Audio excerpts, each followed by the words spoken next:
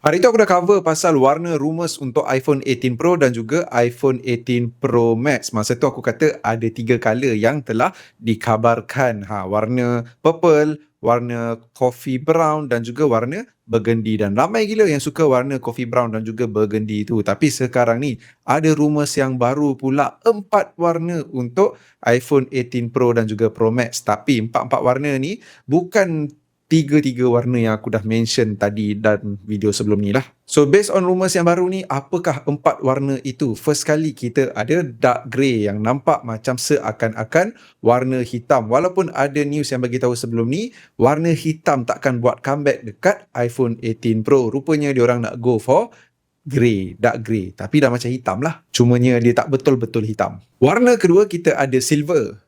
Okey lah. Warna ketiga yang ni aku suka, dark cherry. Tapi aku suka dark cherry ni pun aku mesti rasa burgundy tu lagi lawa. Dan warna yang keempat, light blue. So based on 7 color yang telah dirumuskan, 3 yang sebelum ni nampak macam tak jadi. Tapi 4 yang baru ni pula nampak macam akan jadi. Tapi antara 7-7 ni, warna yang mana korang paling suka? Cuba korang share dekat ruangan komen.